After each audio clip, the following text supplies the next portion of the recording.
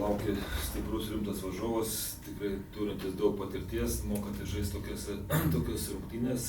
Visų pirma yra esami Eurolygos čempionai, taip kad žaidžia namuose jie, daugiau vieni apie kitus nemažai ką žinom, bet viską lems, kaip sakom, nusiteikimas, kova dėl kiekvieno kamuolio ir fiziškumas, manau. Eurolygos atkrintamosiose ne kartą esi dirbęs kaip asistentas ir pirmą kartą pasitinkate kaip vyriausias treneris, jau dar didelis pokytis yra asmeniškai. Vėlgi pasikartosiu tą patį, ką nuo pirmų dienų sakau, kiekvienas rungtynės man kaip finalas, taip ir šitas žiūriu, kaip ir pirmos rungtynės reguliariam sezone buvo toks pat nusiteikimas, taip ir šitam padaryti komandą, kad būtų pasiruošus kaip manoma geriau ir kažkokio kitokio nusiteikimo nėra. O ta antra vieta geras trenerių rinkimuose, bet pridėjo iš pasitikėjimo?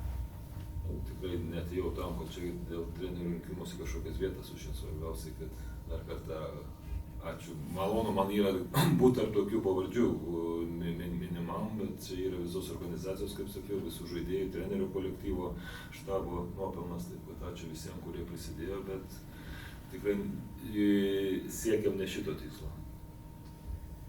Serijas tikslas Šarūnai Jasikevičiui, kurį pat nekada esate vadinęs mokytoju, lyginamo Žalgirio, prie pačios sistemos ir panašiai darbo metodika. Bet man įdomu, kokį didžiausią skirtumą matote tarp savęs kolegos? Tai čia ne aš turiu žiūrėti skirtumus, čia kiti turi vertinti skirtumus, matyti man. Daug panašumų matau aš, nes ten ir buvau, ir tą mačiau, ir tai kaip sakyti, užaugau kaip treneris, tai normalu, kad tų panašumų yra nemažai. Treneris sakot, kad tas nusiteikimas kaip ir prieš pirmas reguliariojo sezono rungtynes, bet iš pasiruošimo pusės ši savaitė buvo kažkokia kitokia negu viso Eurolygos sezono metu? Visų pirma, kad turėjom visą savaitę laiko be rungtynių, ta prasme be Eurolygos rungtynių, taip gal pasakyti, nes šiaip viskas panašiai, aišku, daug ir fizinio parengimo Justas padėjo, nes jisai irgi matė, kaip mes darom, ką mes norim daryti, taip kad bendraudami su juo bandėm paruošti komandą, kaip iš jo žiūrėsim, kaip gausi. Tai prisidedant ir tos rungtynės 2 LKL turėjom, taip kad viską derinom, skaičiavom ir žiūrėsim, kaip čia gausi. O iš žaidėjų pusės treniruotėse jaučiasi tas toks dar didesnė koncentracija, dar didesnis fokusas ir toks užsivedimas? Nežinau, kažkiek smarkiai negaliu pasakyti gal, kadangi visą laiką tas fokusas daugiau mažiau būdavo, taip kad kažkoks labai išskirtinis, kol kas nėra, o šiandien gal treniruotę turėsim, gal bus labiau, bet didelio skirtumo kol kas nematau. Į tas pirmas reguliariojo sezono tarpusavio rungtynes turbūt nereiktų žiūrėti, jau labai seniai buvo, čia tas Stambule mačas gan neseniai buvo ir nuo to laiko grįžo Nikola Meliu, kurio atrodo gan smarkiai pakeitė Fenerio veidą.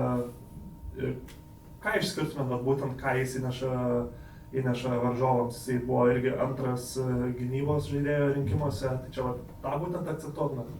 Ne, viską, kad jo supratimas, jo buvimas, mačiau, koks žmogus jis yra, jo buvimas rūbinėj, jo krepšinio supratimas, jis tų taškų daug nepelno, bet jis visus suklijuoja, sujungia, taip mato aikštę, žino trenerio, ką treneris nori žaisti, supranta viską, taip kad tikrai treneriui žymiai lengviau.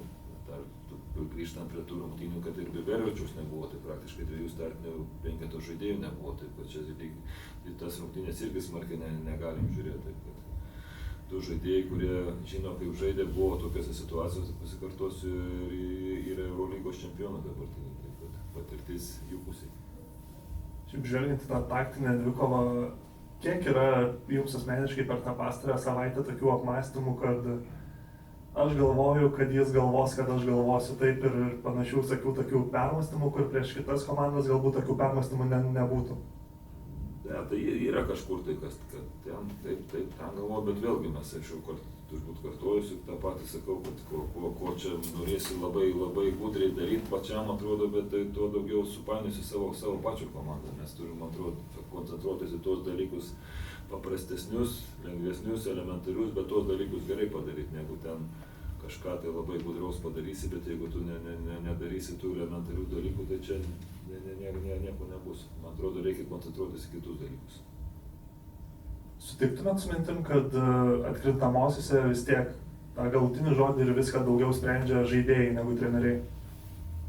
Tai visą laiką žaidėjai sprendžia. Žaidėjai žaidžia aikštelį, žaidėjai lemia viską, žaidėjai yra pagrindiniai. Taip, kad taip, nusiteikimas, pasiruošimas, plano vykdymas, bet tai vėlgi nuo žaidėjų priklauso, jeigu jie sugeba tą planą vykdyti, tai jeigu supranta, kad treneris nori, tai dar didesnės galimybės laimėti, bet šiaip taip, žaidėjai lemia. Šiaip Šaras iškart jums po paskutinių reguliariojo sezono rungtynių parašė, ar nuo to laiko per tą pastarą savaitę dar buvo kažkoks bendravimas su juo, ar visiškai dabar palaikot tą atstumą? Nebuvo. Dar apie varžovų žaidėjus, Dylanas Hopinas Takeris visą sezoną buvo tarsi komandos lyderis, bet Eurolygos atinkamųjų patekės kaip ir neturi. Tai ar jo stabdymas išlieka pirminio šaltimi gynybos, ar labiau tikės kažko iš labiau patyrusių žaidėjų? Tai tikrai yra ne tik jis vienas, taip gali, žinom, ką jis gali, ką jis moko, kokio lygio žaidėjas yra, vis tiek yra ir patyręs NBA žaidėjas ir žino šitas situacijas, taip kad tikrai bus pasiruošęs, norės įrodyti, žinau, ir komanda, treneriai, kad jie visi bus pasiruošę visai kitoks nusiteikimas, kitokio varžovas bus negu buvo reguliariam sezonam, bet negalim koncentruotis į vieną žmogų, turim žinot, kas ką gali, kokios stiprybės turi ir yra žaidėjų tikrai daug gerų, kur bus ką veikti. Pastaruoju metu nebuvo daug naujienų apie Nandą Dekolą, bet Fenerbahčė tikėjosi sulaukti atkrintamosiose, ar ruošti šitam iššūkiui?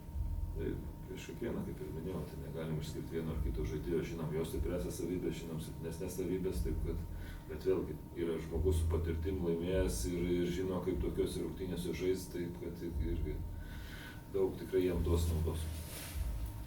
Dar paklausiu, tam mače Stambule buvo, kad Cisko buvo, sakykime, atkirstas nuo komandos nuo savo metimų pirmoji pusėje, man atrodo, tiksliau neišsimetė per visą mačą ne vieną dvitaškio lygtais.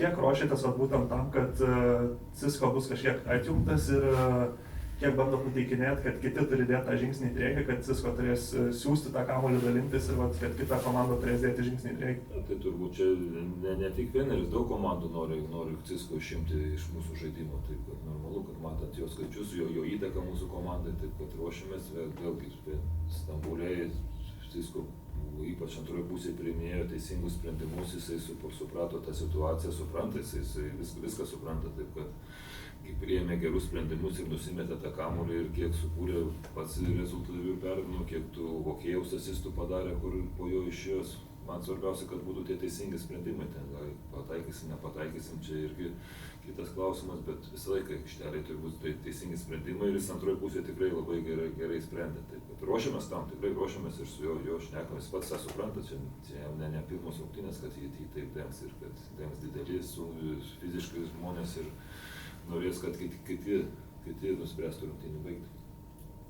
Pabaigai dar šiaip sakot, apie save negalit spręsti, apie žaidėjus gal galėsit spręsti. Francisko liko antras MVP rinkimuose.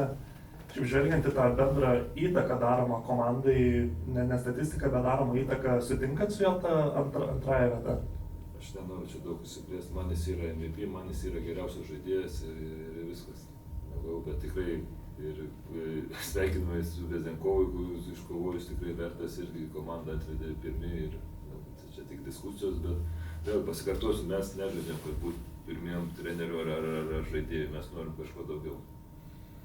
Manau, dabar praeitį pažiūrėsim mačą, pakviesti, kad tai... Šiandien sportuos žiūrėsim.